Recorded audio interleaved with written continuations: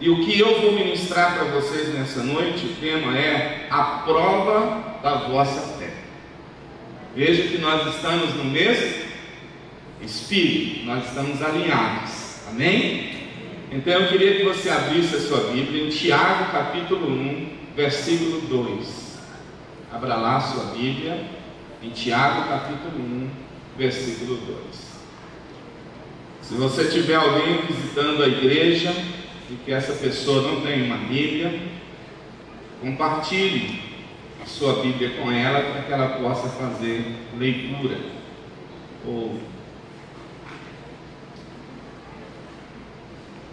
Acharam? Digam glória a Deus. Glória a Deus. O texto diz assim: sabendo que a prova da vossa fé produz a perseverança, meus irmãos, considerem motivo de grande alegria o fato de passarem por diversas provações, pois vocês sabem que a prova da sua fé produz perseverança, e a perseverança deve ter ação completa, a fim de que vocês sejam maduros e íntegros, sem lhes faltar coisa alguma.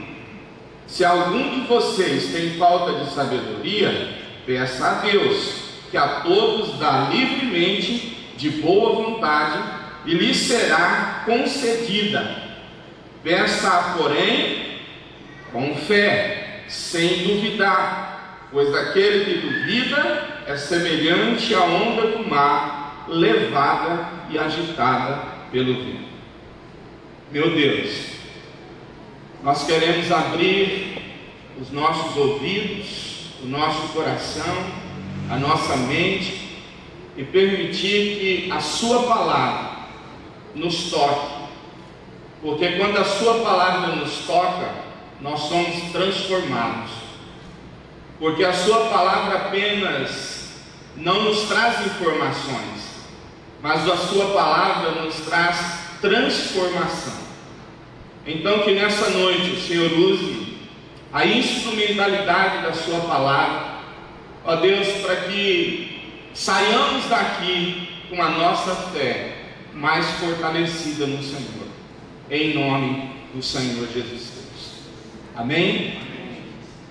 Sabendo que a prova da vossa fé produz perseverança, Deus não quer apenas te entregar uma bênção, porque muita gente às vezes vem para a igreja, né? E ela carrega com ela uma motivação, a motivação de ser abençoado, receber alguma coisa. Então, Deus não quer apenas te entregar uma bênção, Ele quer que você esteja maduro o suficiente para manter essa bênção, porque tem muita gente que recebe a bênção, no decorrer dessa caminhada com Deus, ela perde por falta de compromisso, por falta de aceleração e por falta de entender o seu momento de prova.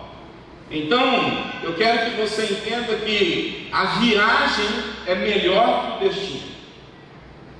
A viagem é melhor que o destino. Os homens perdem a saúde para juntar dinheiro, depois perde o dinheiro para curar a saúde, e por pensarem ansiosamente no futuro, esquecem do presente, de forma que acabam por não viver nem no presente nem no futuro, e vivem como se nunca fossem morrer, e morrem como se nunca tivessem vivido. Então eu quero dizer que nessa noite Deus, Ele sempre nos colocará em uma posição de prova. Sempre nós seremos provados.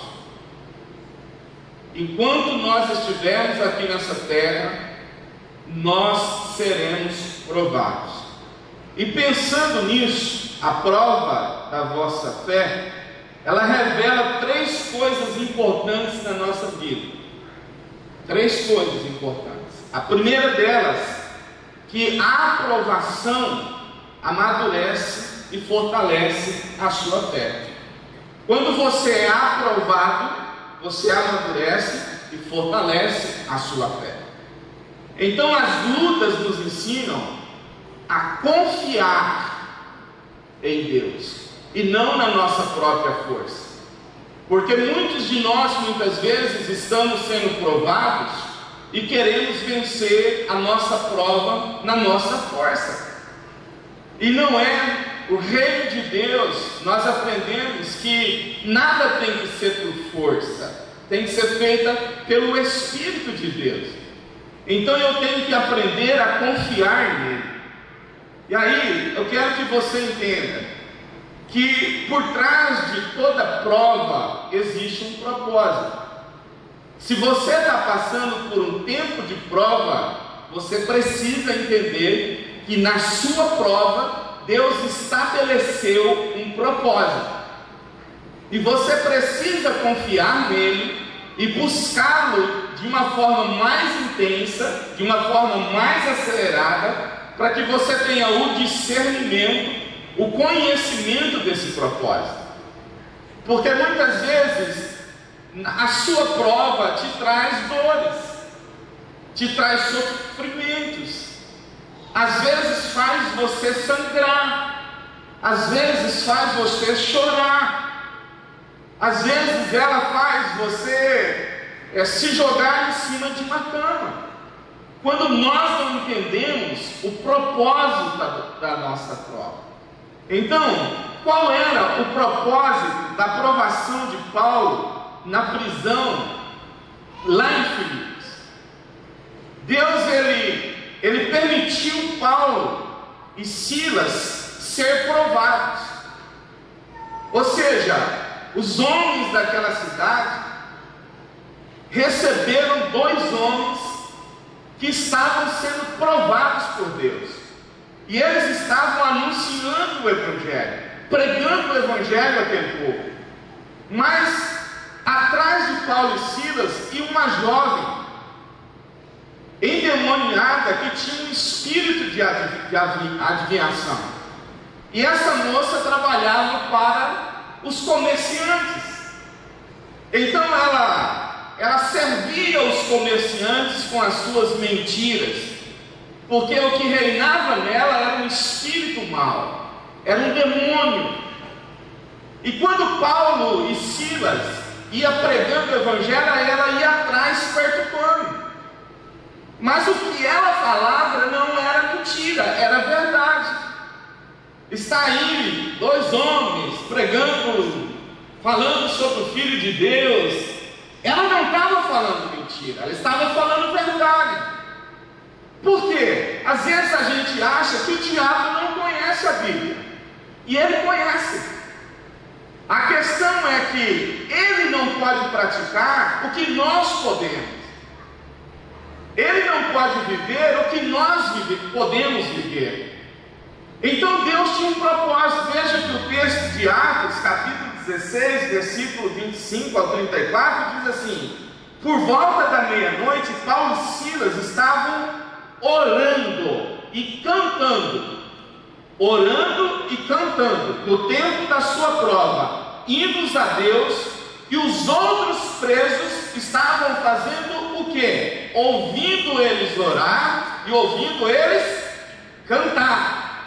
No texto que nós lemos, o apóstolo Paulo, Tiago, na verdade, vai dizer que quando nós estamos sendo provados, nós devemos considerar a nossa prova motivo de grande alegria.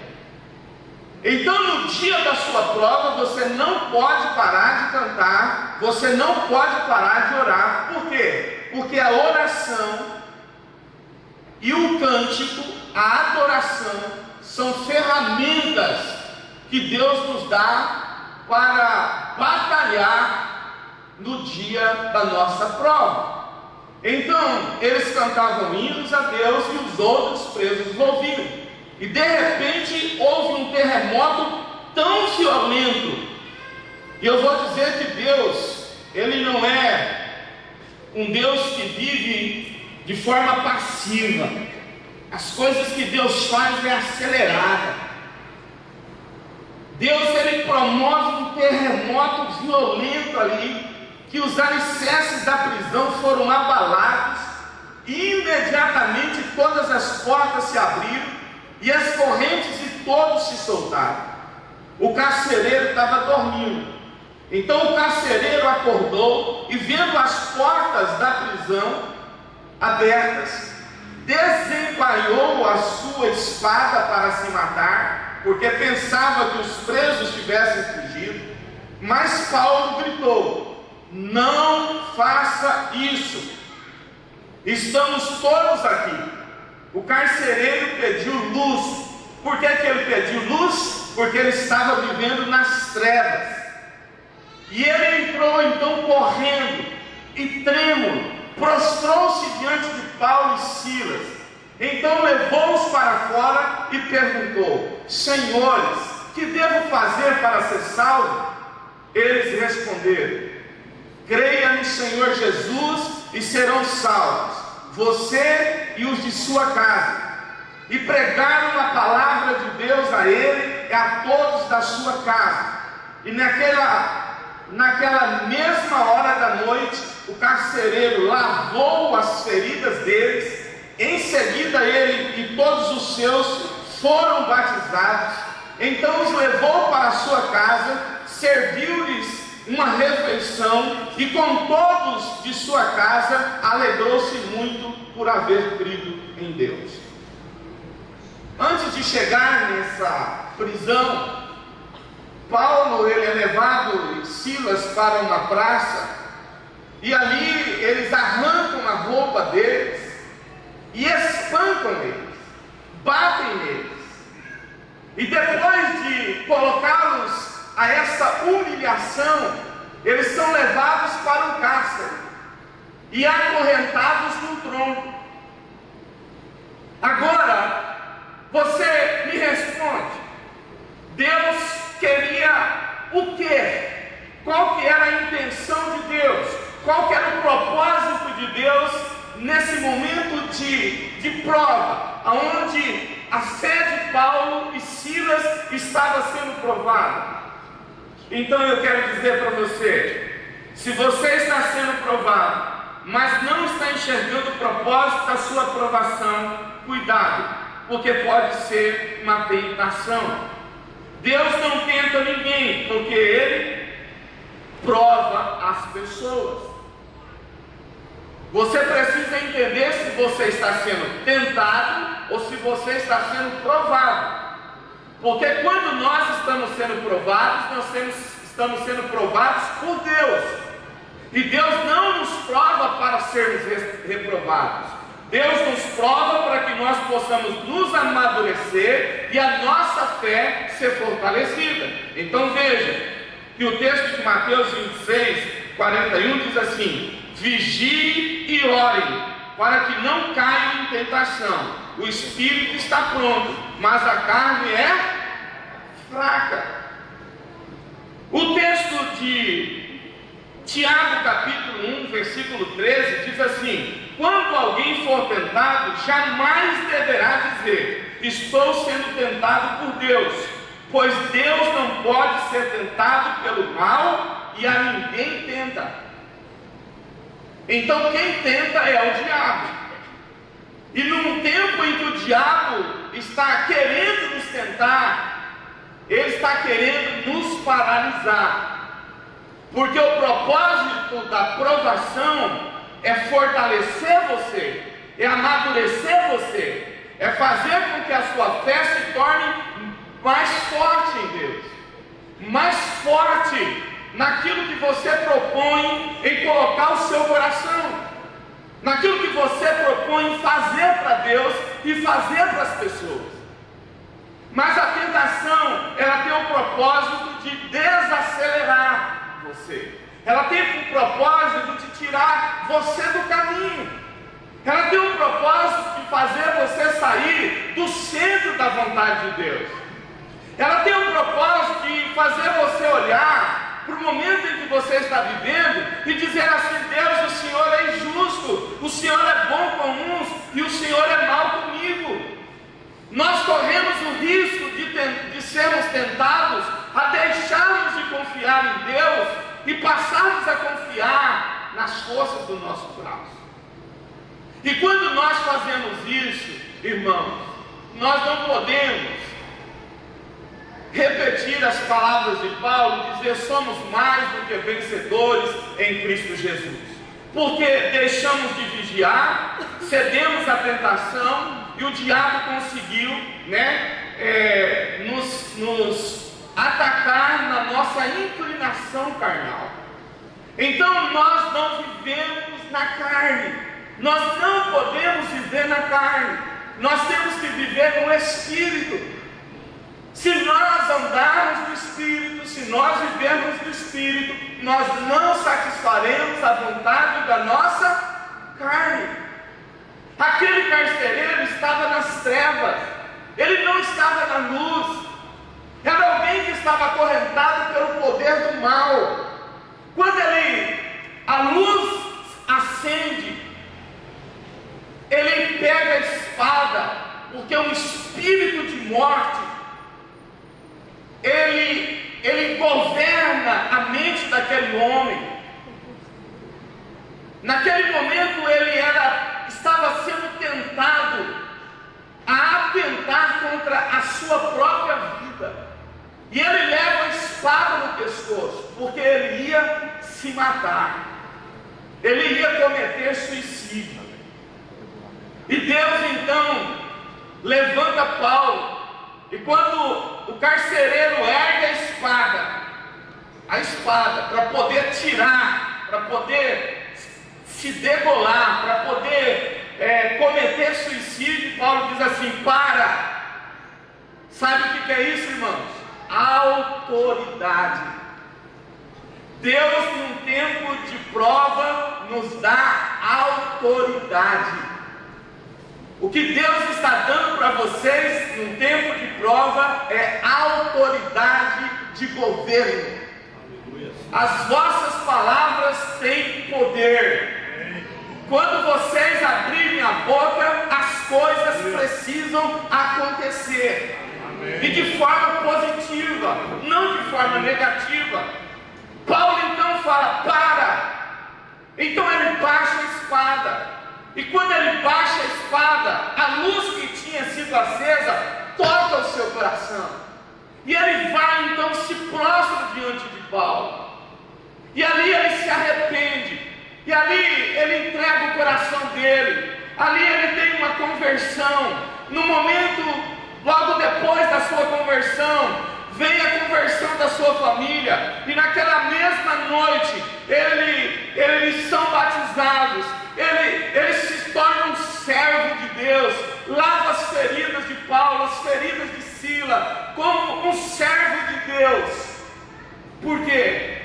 Porque Deus estava provando a fé de Paulo e Silas. Deus está provando vocês. Deus está provando cada um de nós. E nós não podemos misturar prova com tentação. Eu preciso separar essas duas coisas. Quando você é tentado, você tem uma atitude de desistência, você tem uma atitude de abandono, você tem uma atitude de ir embora, você tem uma atitude de virar as costas para Deus, de virar as costas para o seu chamado, de virar as costas para aquilo que Deus estabeleceu. Paulo, em nenhum momento ele murmura, ele reclama. Silas, em nenhum momento ele murmura, ele reclama. Ele está no texto de Tiago capítulo 1. Eles estão tendo aquele momento de prova como motivo de grande alegria, amarrados no tronco, sangrando, feridos. Ali eles estavam orando e eles estavam cantando. Porque, irmão, existe um povo lá fora que quer ver uma igreja em pé, uma igreja cantando, uma igreja orando, uma igreja forte, uma igreja que está sendo provada e aprovada, uma igreja que não desiste, uma igreja que se mantém focada no propósito de Deus. Amém?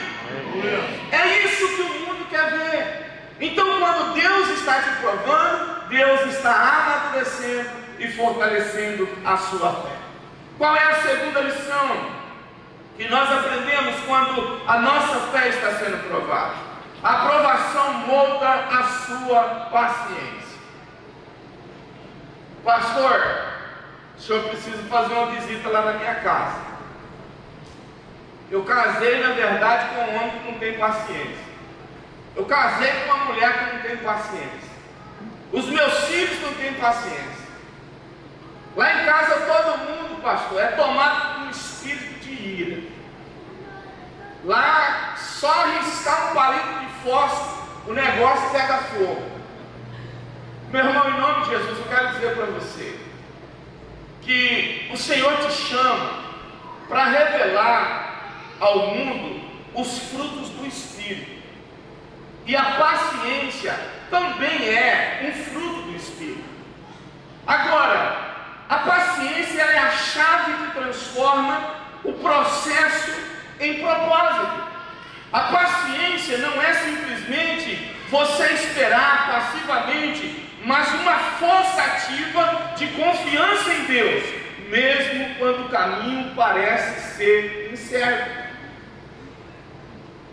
Você não sabe o que caminho você deve pegar, mas você tem paciência, você sabe esperar em Deus, você sabe confiar nele.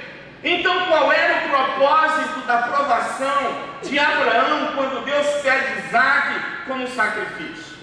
Mostrar para Abraão que todos os povos da terra seriam abençoados porque ele obedeceu. Então imagina o quanto Abraão teve que exercer a paciência ao ir para a região de Moriá e escolher um monte para sacrificar o seu único filho. Deus chega e pede para Abraão um sacrifício, mas Deus não podia pedir de repente um carneiro, uma novilha. Não, Deus pediu o seu único filho. E o que Abraão faz? Abraão prepara tudo para a sua viagem. Imagina você quando você tira férias, você prepara a mala, arruma tudo, não é? Para você sair de férias. Abraão preparou tudo, preparou a lenha, o cutelo e as mulinhas que iam carregar as coisas, os servos que iam até um determinado, até o monte com ele. Mas chegou ali, Abraão deu uma ordem: agora vocês fiquem e nós vamos. Então Abraão e Isaque sobem o monte. Eu não sei quantas horas Abraão gastou com Isaque carregando aquela lenha nos ombros e aquele cutelo, mas eles gastaram um tempo para subir aquele monte. Eu fico pensando que o filho Isaque talvez perguntava assim: pai, o que nós vamos fazer lá em cima? Porque eu estou cansado. Nós já andamos há horas e agora temos que subir um monte. Eu fico perguntando o que Abraão falou para o filho nesse momento em que ele estava subindo o monte. Ele não teve palavras para Isaque de desistência, mas ele provavelmente olhava para Isaque e dizia assim: vamos subir. O que importa é a gente subir o monte. O que importa é a gente chegar no alvo. O que importa é a gente chegar lá no topo. Eu quero dizer para você, irmão, em nome de Jesus, que na vida com Deus não é só começar, é ir até o fim. Amém? A sua caminhada de fé não é só começar, é você ir até o fim. Então, quando você está sendo provado, a sua fé está sendo moldada. A prova molda a sua paciência. Veja que pela segunda vez, o anjo do Senhor, o anjo é o quê? É um mensageiro de Deus. O anjo é um mensageiro de Deus. Então, pela segunda vez, porque pela primeira vez, Abraão, pela obediência, pegou o cutelo e ia fazer o quê? Matar Isaque. Por quê? Porque ele já tinha entregado, Abraão já tinha entregado Isaque no seu coração.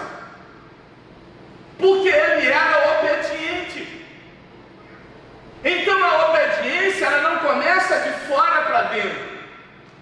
A obediência começa de dentro para fora.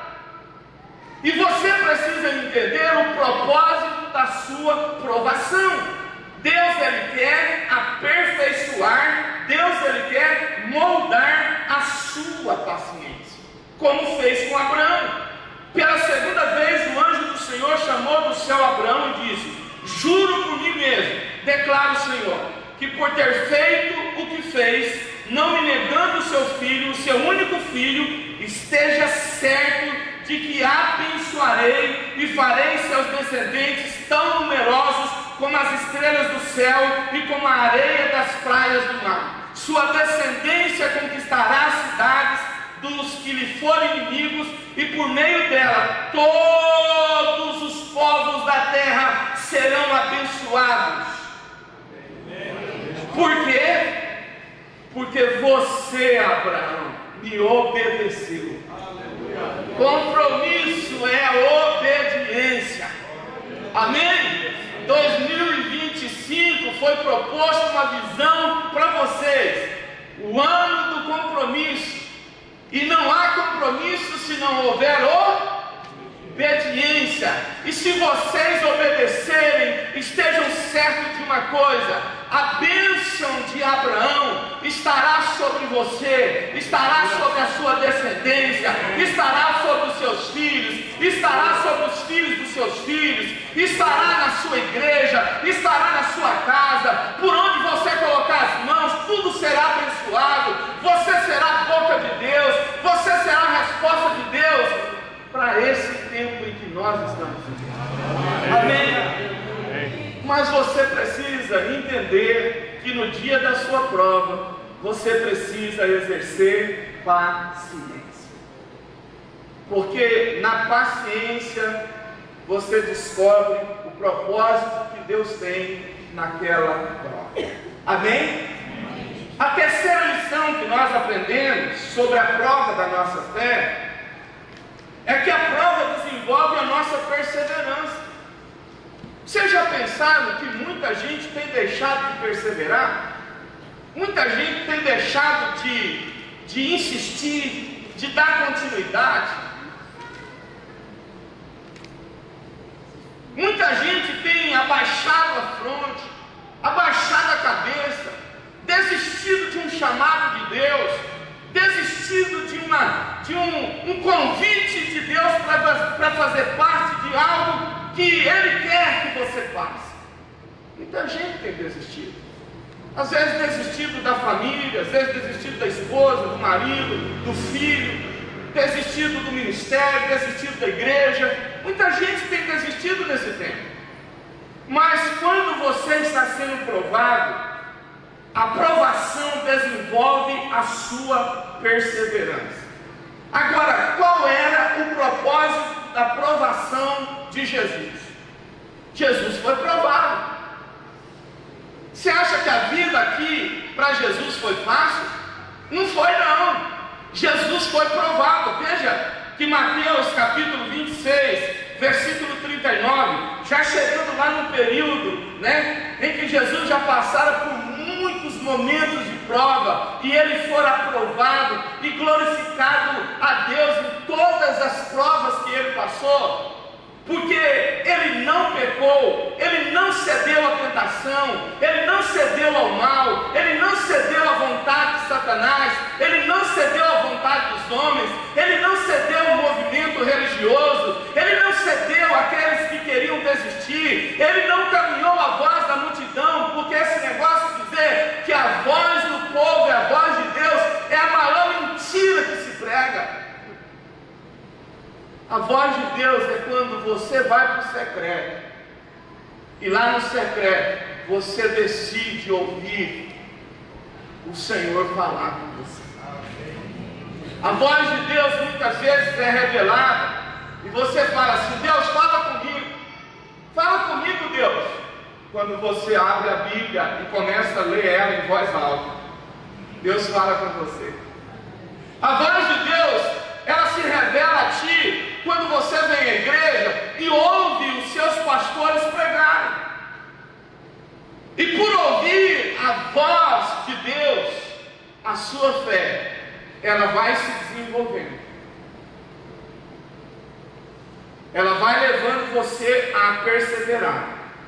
Jesus está num tempo em que ele diz assim, indo um pouco mais adiante, prostrou-se com o rosto em terra, e na prova, o que Jesus fez? Orou. Meu Pai, se for possível, afasta de mim esse cálice, contudo não seja como eu quero, mas sim como tu queres. Talvez a prova de alguns aqui, ela está proporcionando uma porcentagem menor de sofrimento do que para outros. Talvez a prova que você está passando, talvez ela está determinada por Deus com um tempo menor que o tempo para outros. Talvez o resultado da sua prova demore um pouco mais. E você precisa então perseverar. Você não pode olhar para o lado e ver as pessoas vencendo e ter inveja porque os outros estão vencendo e você está passando um momento de luta, um momento de provação. Você tem que se alegrar com quem se alegra e você tem que chorar com quem chora, mesmo no dia da sua provação. Porque a gente continua ainda no texto de Tiago. Nós temos que ter o tempo da provação como um tempo de alegria e não tristeza. Eu tenho que olhar para quem está vencendo e eu tenho que entender que aquele que está vencendo está no caminho da perseverança. Ele não desistiu, ele continua orando, ele não ora a Deus e fala assim, Senhor, afasta de mim essa prova, Senhor, afasta de mim essa luta. Ele diz, não, Senhor, me fortalece na prova, Senhor, me dá a sua força, Senhor, pega na minha mão, Senhor, entra na minha frente e batalha as minhas batalhas. No tempo em que Israel estava em guerra contra os amalequitas, lá no monte, Moisés estava orando, e quando Moisés estava com as mãos erguidas, Josué estava lá embaixo com o exército e com as espadas erguidas, vencendo os exércitos, vencendo os inimigos. Mas quando Moisés cansava e ele abaixava as mãos, o exército dos inimigos avançavam contra Israel. Então Arão e Hur tiveram discernimento. Moisés é importante nessa prova. Eles entenderam que Moisés não podia deixar de perseverar em oração por Josué e pelo exército de Israel que estava lá embaixo lutando. Então o que eles fazem? Eles pegam as pedras, colocam para que Moisés estourasse o seu braço, e um fica do lado, o outro fica do outro lado, sustentando os braços de Moisés. Então o exército de Israel vence os amalequitas. Eu quero dizer que você precisa estar em pé, você precisa estar com a sua fé em perseverança, você precisa continuar, você não pode parar, você precisa erguer as suas mãos aos céus e dizer, Senhor, obrigado por essa prova, porque eu sei que o dia que eu sair dela, eu vou sair melhor. Senhor, obrigado por essa prova. Não deixe que ao passar por ela, eu me entristeça, eu me abata, eu permito o espírito de desistência tomar conta de mim. Senhor, não permita o diabo colocar, Senhor, sujeiras nos meus olhos, embaçar os meus olhos, para que eu não entenda o propósito dessa prova. Você ora dizendo, Senhor, abra os meus olhos, faça eu enxergar a tua vontade. Os olhos de Jesus estavam abertos, a carne dele queria que tudo que ele estivesse passando naquele momento fosse afastado dele. Afasta de mim este cálice. Mas ele era tomado pelo espírito da perseverança. E ele termina o texto dizendo, contudo não seja como eu quero, mas sim como tu queres. Paulo fala a Timóteo Isso é bom e agradável perante Deus, nosso Salvador, que deseja que todos os homens sejam salvos e cheguem ao conhecimento da verdade, pois há um só Deus, um só mediador entre Deus e os homens, o Cristo Jesus, o qual se entregou a si mesmo como resgate por todos. Esse foi o testemunho dado em seu próprio tempo. Se Jesus tivesse desistido aqui, nós não estaríamos aqui nessa noite para cultuar o seu nome. Ele venceu aquela prova para que eu e você fôssemos salvos, para que a sua família fosse salva, para que a cidade, o povo de Presidente Prudente fosse salvo. E essa igreja, irmãos, se preparem, porque sobre vocês está vindo um grande avivamento. Porque Deus, quando sacode, meu irmão, Deus, quando sacode as nossas vidas, nossas estruturas, não é para fazer com que a gente perca, com que a gente seja um derrotado, não. Deus, quando Ele sacode as nossas vidas, é para tirar as coisas que estão em desordem, para colocar ordem. E quando Ele coloca ordem, meus irmãos, o negócio funciona, o negócio vai. Amém? Então você precisa ser perseverante. A quarta lição que a gente aprende é que a provação fortalece você para ajudar os que estão sendo provados. Você já foi aprovado, você já passou por aquela luta, você teve um aprendizado, porque o pastor Cláudio Duarte diz assim: quando nós estamos sendo provados, nós estamos numa sala de aula, nós estamos aprendendo com Deus, nós estamos aprendendo com o Espírito Santo como vivemos a vida cristã, como agradarmos a Deus, e nós nos alegramos no dia da nossa prova. Nós exercemos paciência, nós exercemos perseverança, mas também nós passamos a entender que nós temos um papel.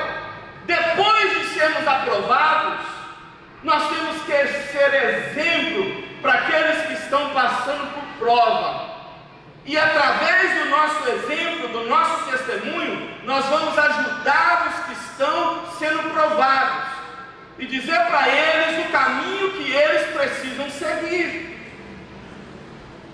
Então, 2 Coríntios capítulo 1, versículo 3 e 4, o apóstolo Paulo diz à igreja de Corinto: bendito seja o Deus e Pai de nosso Senhor Jesus Cristo, Pai das misericórdias e Deus de toda consolação, que nos consola em todas as nossas tribulações, para que com consolação que recebemos de Deus, possamos consolar os que estão passando por tribulação.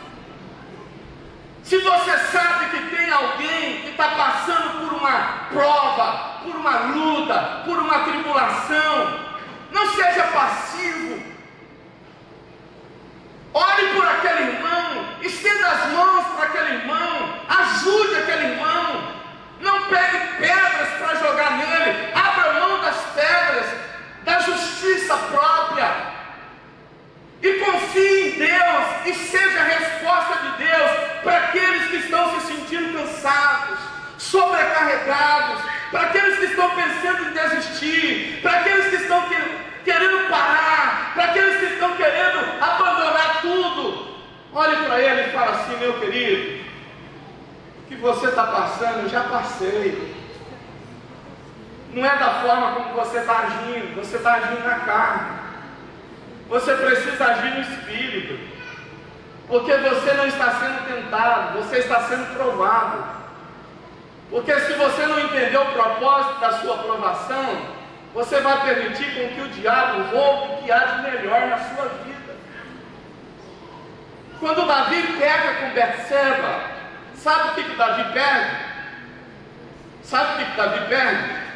Não é a credibilidade do seu exército, não é só a credibilidade dos seus filhos, não é só a credibilidade dos profetas naquela época. Davi perde a própria alegria da salvação. Porque é um momento que Davi ora pedindo a Deus: Deus, devolva-me a alegria da salvação. Você precisa entender que você tem que ser resposta de Deus para outros. Amém? Você precisa ser mão de Deus para outros. Você precisa ser um instrumento de Deus para a vida de outras pessoas. Então se prepare, meu irmão, porque Deus não te chamou para ficar sentado nessas poltronas maravilhosas que vocês colocaram, bonita. Vocês foram chamados para ficar de pé, posicionados, com espada na mão, olhando para o autor e o consumador da sua fé e dizendo para ele: Senhor, o que o Senhor tem para fazer na cidade de Presidente Prudente? Quais são os seus planos? O que o Senhor quer fazer hoje? Me inclui nos seus propósitos. Me inclui, Senhor, na sua missão. Eu quero que o Senhor não me deixe de fora do que o Senhor quer fazer na vida dessa igreja. Eu quero fazer parte do grande avivamento que está vindo por aí, porque eu só tenho 19 anos, Deus, e eu tenho que acelerar. Eu preciso, Senhor, perseverar. Eu preciso exercer paciência, porque eu sei que o Senhor está fortalecendo a minha fé. E quando eu sair desse tempo, eu vou sair melhor do que eu entrei. Agora eu quero deixar apenas algumas orientações de como você deve responder aos processos da sua aprovação. Você está sendo provado e aí você ora. De repente, você não ouve nada. O céu está em silêncio. Você ainda não tem discernimento. Você ainda não tem o conhecimento, a revelação do propósito da sua prova. Então eu vou te ensinar o que você deve fazer para corresponder o processo da sua aprovação. Porque antes de você chegar no propósito, você precisa respeitar os processos. E Deus não vai te revelar processos. Deus, ele vai te fortalecer nos processos. Ele vai te capacitar nos processos. Ele vai fazer com que você use as ferramentas certas para entender o que ele quer fazer na sua vida e através da sua vida. Então o que você deve fazer? Primeiro, orar e clamar a Deus. Não andem ansiosos por coisa alguma, mas em tudo pela oração e súplica, com ação de graças, apresente seu pedido a Deus.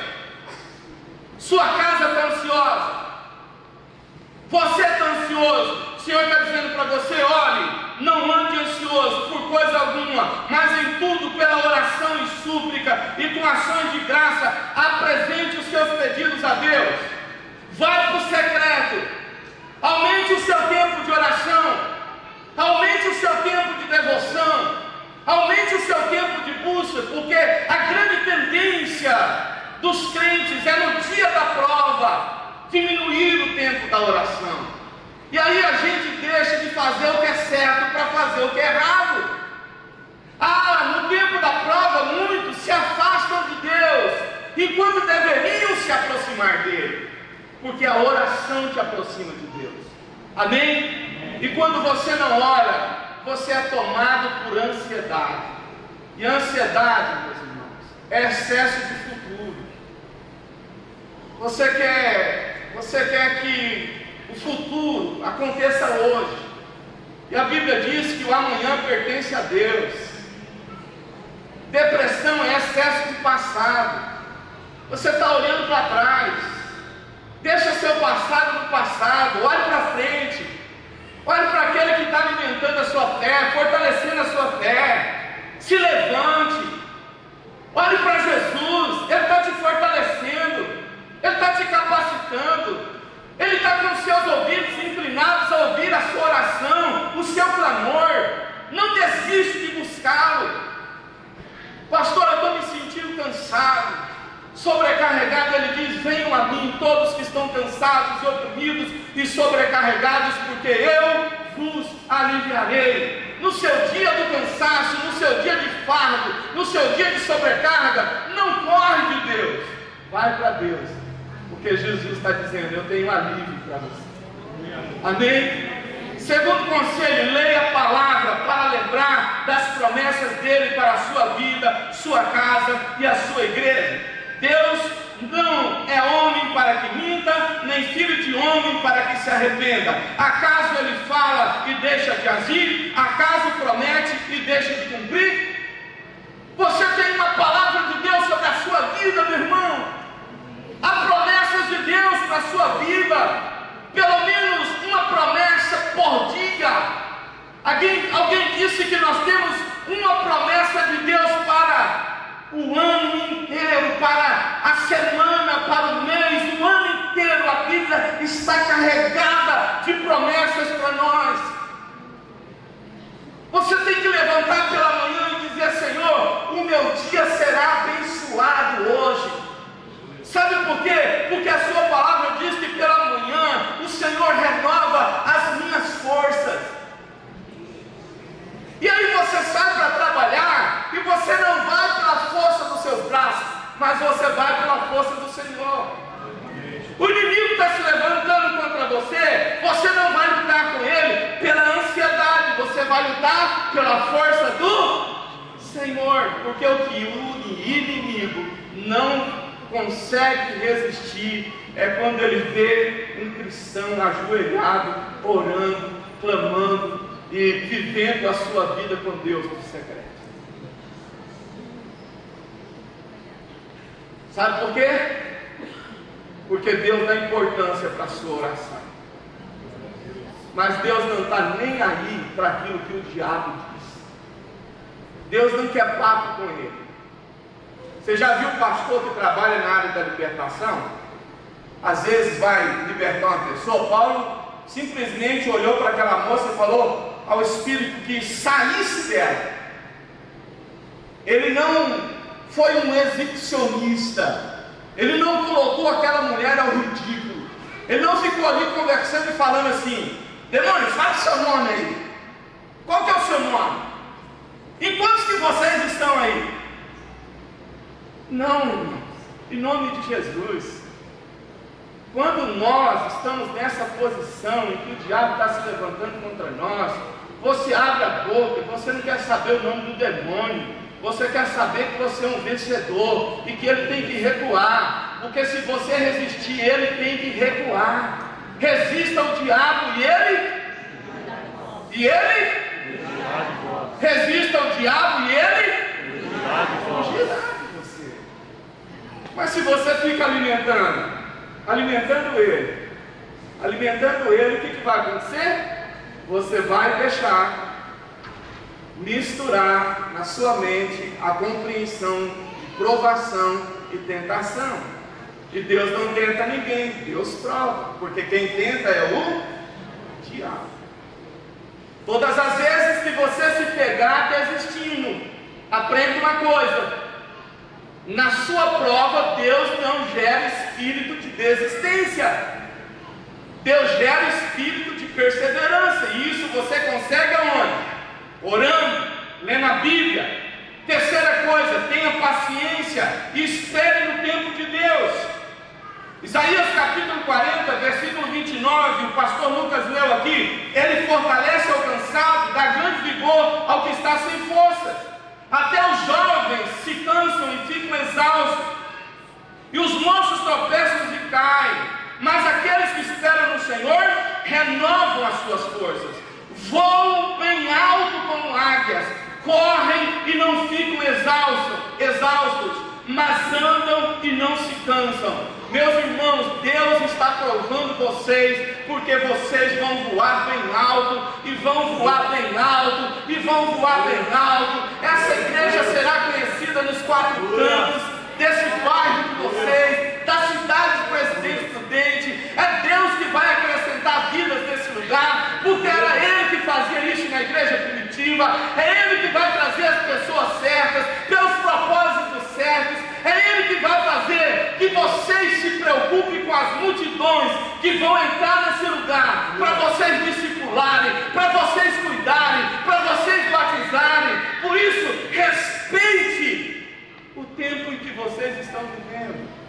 que exerçam paciência, espere o tempo de Deus.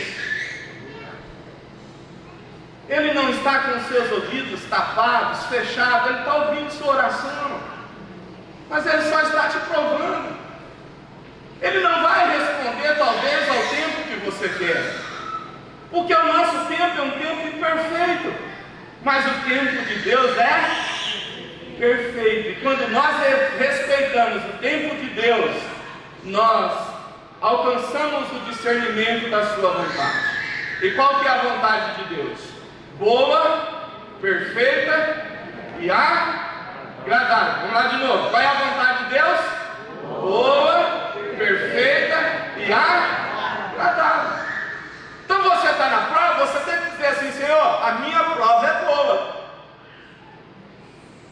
Por quê? Porque a sua vontade é boa, agradável e perfeita.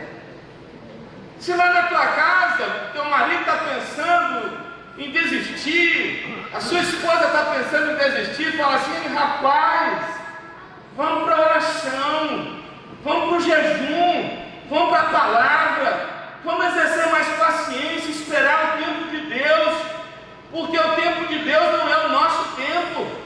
O tempo dele é perfeito. Se ele quiser fazer daqui um minuto, ele faz. Se ele quiser fazer amanhã, ele faz. O Espírito, ele age como ele quer, não é como nós queremos.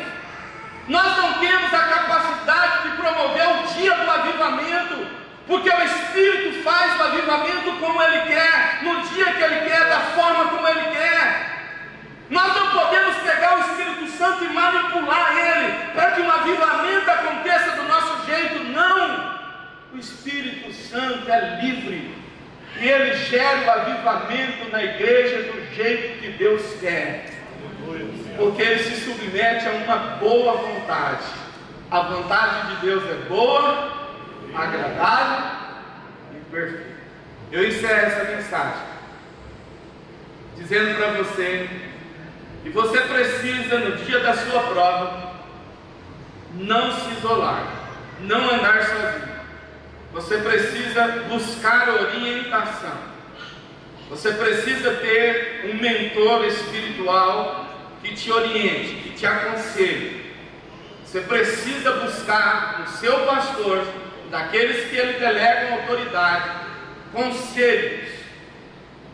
Não queira viver a sua vida no dia da sua prova sozinho, porque você sozinho pode ser vencido. Lá em Eclesiastes diz isso. Mas se você estiver em dois, você pode vencer. Mas se você trouxer Deus para a sua prova, o cordão de 3 dobras não rompe. Então vai buscar no anjo do Senhor, nos profetas do Senhor. Valorize os profetas da sua casa, porque é o momento em que Jesus ele declara que o profeta da casa não tem valor. Meu irmão, em nome de Jesus, eu vou na segunda-feira, eu vou embora para minha casa. Quem vai ficar aqui para pastorear vocês são seus pastores. É a mensagem deles que vai orientar vocês.